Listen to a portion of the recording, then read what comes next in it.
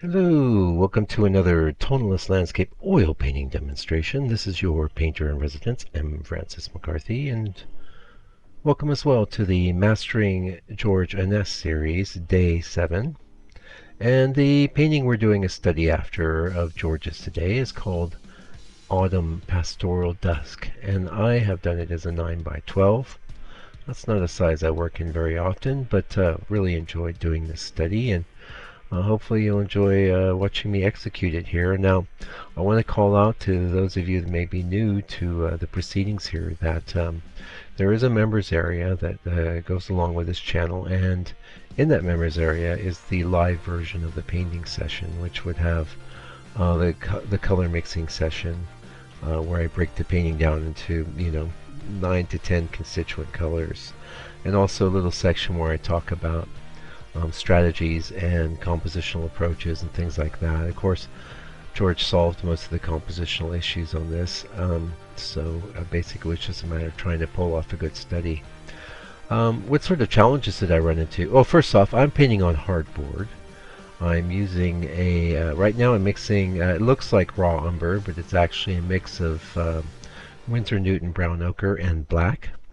And the reason I'm doing that is because the raw umber alone tends to have just an excess of transparency for this stage. I very much like that in mixes and things, because it's a raw umber in a mix is a great way to sort of kill some color in a warm way without too much opacity, right? It's very handy, but I've been really struggling to find a good underpainting color that I like. A lot of times burn umber is just great, but in some cases it can be overly red for what I'm after, and this approach gives me something a little more neutral, so that's what I've done. And it's a very small amount of black mixed in with the brown ochre. And I was using Old Holland brown ochre, which is very different than the Winsor Newton brown ochre. And I was really bummed out because I'd ordered 3 tubes of this Winsor Newton brown ochre, assuming it was going to be the same color, and I should have known better. I'm always telling my students not to do that sort of thing, but that's what I did. Fortunately, I was able to work it out, and it works great, so that's all good. Anyway, a lot of color in this painting from George Inness, and I'll be honest with you, I have a sneaky suspicion that this may have been actually painted by his son. It looks like an Inness and has a lot of the hallmarks of an Inness, but there is some things his son would do that reminded me of this, so I don't know for sure, but I'm throwing that out there. Yeah. I really do like the composition. One thing I would note is see these little 2 trees that are kind of off to the side. It's very interesting how these 2 shapes mirror themselves, and I quite like how he used that more vertical tree. And by the way, if you saw the bit with the grid there, that tree cuts exactly, just sits right against the middle of the board. So kind of a neat little compositional thing Inness did there. One thing I don't really love is how round that other tree is, but he worked it out. And another thing I'll point out, it's going to be a little ways into the video. Oh, by the way, before we probably around the 6-7 minute mark, I'm going to be continuing our reading from the book History of American Tonalism by David A. Cleveland, which is in its 3rd edition, and is an amazing book. If you love this style of painting, you really should just go buy it and get yourself a copy. You won't regret it. And I've had a lot of real positive feedback from people on the channel.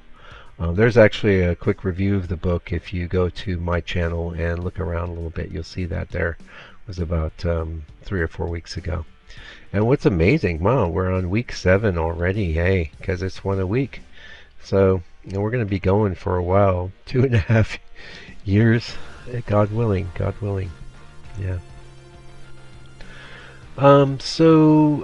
Challenges, well, dealing with that round tree was one. Oh, this is what I want to say, though. He did something very clever on that tree, because that round tree, it's predominantly red, but he did sort of a transitional color around the edge, and I hadn't even really noticed it until I did my own study. And that's another thing about a lot of times there's a lot of subtle things in Inness's work that I don't necessarily notice until I get in on I'm attempting to do it myself. So very valuable. And in general, you know, some people might think, wow, you know, that's a lot of we'll be doing like 130 studies after Inness. And I've already done, you know, I don't know how many, a lot on this channel. And you know, why is that? Well, of all of the landscape painters out there, and there are many that I admire and many who I think do things I would love to be able to do, George Inness has it all for me. He has the color,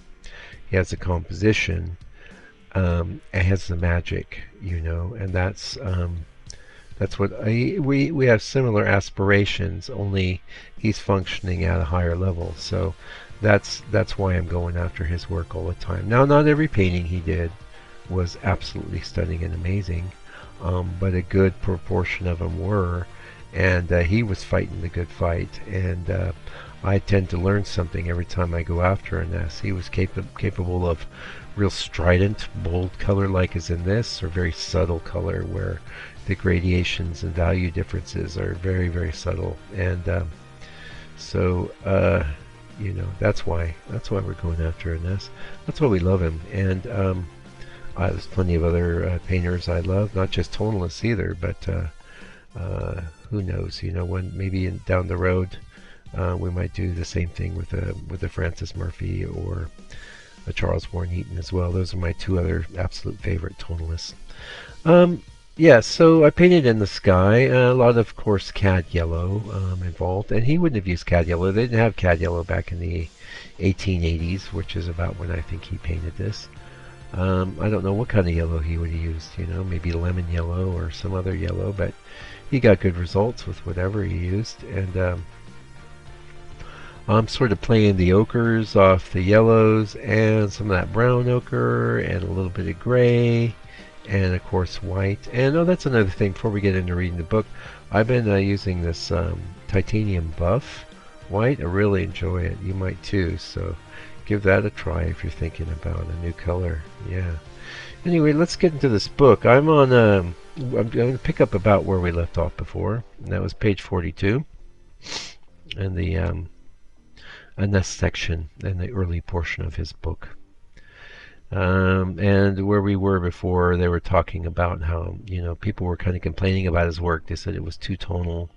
And what was really popular when he was a bit younger was his Hudson River School, which was these generally very large paintings of these very intense vistas of natural scenery, the American landscape. And that was and those are amazing paintings. I would never say anything derogatory about the Hudson River School, but I tend to resonate more with the tonalists, way more, you know. But I've seen Hudson River work in real life, and it's absolutely astounding. A beautiful surface quality, amazing technique.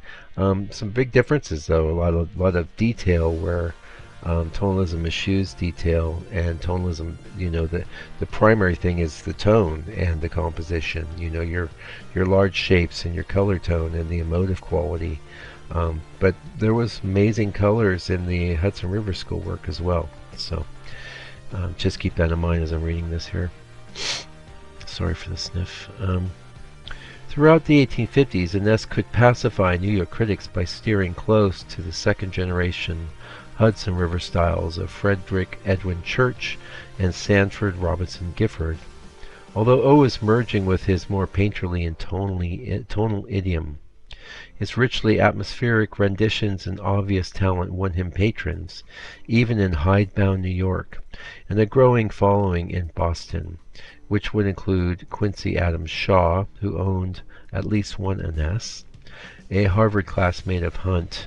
Hunt is another tonalist that David A. Cleveland refers to earlier in the book. Inness's quirks as a landscape stylist were so identified with Boston that a writer for the Chicago Tribune noted it's almost a matter of course that the highest appreciation of Inness should come from Boston, for it is in Boston that they understand strange and unaccountable things. And we know not how it happened that Inness was born in Newborough, New York. Although Inness continued to confound New York critics right into the 1880s, they were often shocked and jarred by his unconventional compositions and expressive pigment. His individual ingenuity could not fail to impress even the traditionally minded, and in 1853 he landed an associate membership in the National Academy, becoming a full member in 1868. Much of the early support Inness did enjoy in New York came from collectors in the circle of Brooklyn celebrity preacher Henry Ward Beecher, who patronized Inness by 1856 and remained a formidable religious influence on Inness from 1858 to 1863. Let's keep going. In 1853-54, Inness made his second trip to Europe and spent time in Paris studying the Barbizon masters. At about this time, William Morris Hunt was studying with Millet and was in and out of Paris, where he retained a studio. It is possible that Hunt and Inness met in either Paris or Barbizon. The Barbizon is a region that's about 60 miles, I think, north of Paris, or could be west. It's a really cool little, the Fontainebleau Forest is a big national park there, and I've had the good fortune to go there. Yeah, I wish I could go there for, if you're very wealthy, feel free to give me a big donation to the channel so I can go pay for a trip and paint there for another, I don't know, I'll paint there for 6 months if you want. I'd love to do that. And the Barbizon, I'm going to break away from the book here for a sec. The Barbizon is really good to know about. You might go, what's this Barbizon thing? I never heard of no Barbizon thing. Well, the Barbizon was a school in France that was very similar to the Tonalists. They had very similar aims, and that was, not excessive amounts of detail in the work. They would also go for a unifying tone, although not as much as, say, the Tonalists in America. American tonalism is unique and distinct from the Barbizon. But you see so many similarities, and certainly Inness was influenced by the Barbizon school, brought it back to the United States, and him and Hunt and Lafarge are the main guys that really brought tonalism into existence in the United States. It became a very significant movement in art, like as this book says, from 1880 to like 1920 or so. And but you can't divorce tonalism completely from the Barbizon because of its connection, as he's stating here. We'll go a little further if I can find my spot.